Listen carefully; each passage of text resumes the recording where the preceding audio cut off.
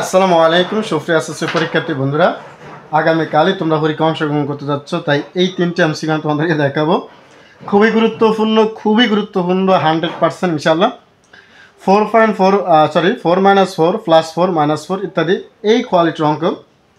2 and 2 plus পদের সমষ্টি কত, এনার সমষ্টি চাইছে। আমি এখানে একটা অপশন আমি অন্যরকম দিই, এটা 0 দিই। হ্যাঁ, একটা অপশন 0 দিই, একটা অপশন বলে দিছি। তো একটা বিষয় তোমরা মাথায় রাখবা, যখন এই ধরনের যে সবগুলো মান কিন্তু দেখো একই রকম, খালি ভিন্ন যে মাইনাস প্লাস, এই কোয়ালিটির অঙ্কে যদি এখানে জোর হয়, এই যে এটা এই জোর সংখ্যক পদের সমষ্টি চাই, তাহলে অ্যান্সার 0 দিয়ে দিবা, বাস, করার দরকার নেই। এরকম জোর সংখ্যক পদের সমষ্টি হলে অ্যান্সার 0 হবে। এখন প্রশ্ন থাকতে পারে, তাহলে বিজোড় সংখ্যার পদের সমষ্টি কত হবে? বিজোড় সংখ্যক পদের সমষ্টি এইখানে তুমি খেয়াল করবে, ক্রমিক আকারে সাজাইবে 1 2 3 4, এবার ক্রমিক আকারে সাজাইবা। এখানে যাই থাক, এটা ক্রমিক আকারে সাজাবে 1 2 3 4। ক্রমিক আকারে সাজালে তোমরা দেখবা বিজোড়ে কোনটা ভরে, মাইনাসেরটা ভরে না প্লাসেরটা ভরে। তো এখানে দেখো 1 হচ্ছে বিজোড়, 3 বিজোড়, এভাবে 5 বিজোড়।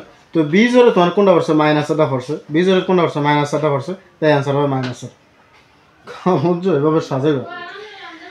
এই যে 19তম পদ কত, 19 কি তোমার বিজোড়, তাহলে 1 2 3 4 এভাবে সাজাইবা।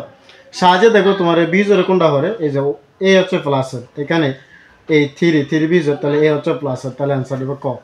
আশা করি বুঝতে পেরেছো। তাহলে জোড় সংখ্যক পদের সমষ্টি যদি চায়, তাহলে অ্যান্সার হবে তোমার 0। আর যদি পদ সংখ্যা চায়, দেখো 19তম পদ চাইছে, তাহলে তোমরা এভাবে সাজালে তোমরা পাওয়া যায় 19 বিজোড়, তাহলে এখানে দেখবো বিজোড় কোনটা, 1 3 বিজোড় পদ কোনটা। আর যদি এখানে 20তম পদ চাই, যেহেতু 20তম পদ এবং 20 জোড়, তাহলে জোড় সংখ্যক পদের কোনটা হবে, এরকম ক্রমিক আকারে সাজিয়ে তোমরা দেখো জোরে কোনটা হবে। জোরে যদি মাইনাসটা হয়, তাহলে মাইনাস হবে অ্যান্সার। আর জোরে যদি প্লাসেরটা হয়, তাহলে হবে প্লাসেরটা অ্যান্সার। এখানে যদি জোড়তম চাই, আর 19 বিজোড়তম চাইলে বিজোড়টা অ্যান্সার। আসলে বুঝতে পারছো। ধন্যবাদ।